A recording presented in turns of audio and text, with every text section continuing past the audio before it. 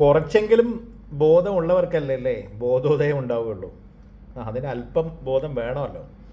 അപ്പം ഈ പറയുന്ന കഥ ഇങ്ങനെയാണെങ്കിൽ ഇവിടെ ഇത് മാത്രമായിരിക്കുമോ നടന്നിട്ടുണ്ടാവുക? ഇതിനപ്പുറം മറ്റെന്തൊക്കെ ഒളിച്ചു വെക്കപ്പെട്ട കാര്യങ്ങളായിരിക്കാം കഴിഞ്ഞ സർക്കാരിൻ്റെ കാലത്ത് നടന്ന 10 വർഷങ്ങളിലെ പണികൾ ഒന്നൊന്നായിട്ട് വന്നുകൊണ്ടിരിക്കുന്നുള്ള കാര്യത്തിൽ സംശയമില്ല. പക്ഷേ ഇതൊക്കെ ഇത്രയും വൈകുന്നത് എന്തിനാണെന്നാണ് ചോദ്യം.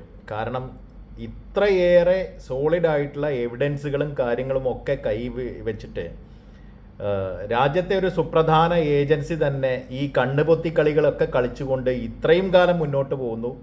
ഇനിയും ഇത് എത്ര കാലം മുന്നോട്ട് പോകും എന്നുള്ള കാര്യത്തിലൊക്കെ സംശയമാണ് അല്ലേ? ഇപ്പോൾ നമുക്ക് തൊട്ടാൽ എല്ലാം സംശയമാണ്. അപ്പോൾ സംസ്ഥാന സർക്കാരൊക്കെ ഈ കാര്യത്തിൽ ഇത്തരത്തിലുള്ള തട്ടിപ്പുകളുടെയും വെട്ടിപ്പുകളുടെയും ഈ പറഞ്ഞ സ്കാമുകളുടെയൊക്കെ കാര്യത്തിൽ കുറച്ചും കൂടി അവധാനതയോടുകൂടി ജനപക്ഷത്ത് നിന്ന് തീരുമാനങ്ങൾക്ക് ആക്കം കൂട്ടേണ്ട തരത്തിൽ പ്രവർത്തിക്കണം. അല്ലെങ്കിൽ അതതിൻ്റെ സമയത്ത് നടക്കട്ടെ, അതങ്ങനെ നടന്നോളും, നിയമം നിയമത്തിൻ്റെ വഴിക്ക് പോട്ടെ എന്നും പറഞ്ഞുകൊണ്ടിരുന്നാലൊന്നും നിയമം നിയമത്തിൻ്റെ വഴിക്ക് പോകാൻ പോകുന്നില്ല. കർശനമായിട്ടുള്ള നടപടികൾ ഇതുമായി ബന്ധപ്പെട്ട് ഉണ്ടായാൽ മാത്രമേ കഴിയൂ. കാരണം ഇപ്പോഴും സർക്കാർ തലത്തിൽ ഉദ്യോഗസ്ഥന്മാർ അവർക്ക് ഭരണം മാറിയ തരത്തിൽ അവരത് അറിഞ്ഞിട്ടില്ല എന്ന് ഭാവിച്ചുകൊണ്ട് മുന്നോട്ട് പോകുന്ന എത്രയോ സർക്കാർ ഉദ്യോഗസ്ഥരും ഏജൻസികളും നമുക്കുണ്ട് എന്നുള്ളതാണ് വാസ്തവം.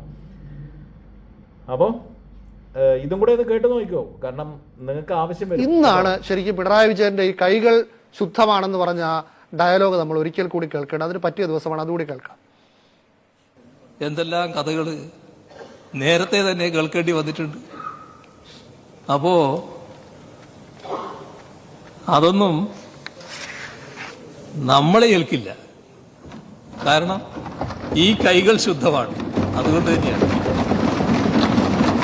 നേരത്തെ ഭാര്യയെക്കുറിച്ചായിരുന്നു, ഇപ്പം മെല്ലെ മകളിലേക്ക് എത്തിയിട്ടുണ്ട്. കാണേണ്ട കാര്യം എന്താണെന്നറിയോ?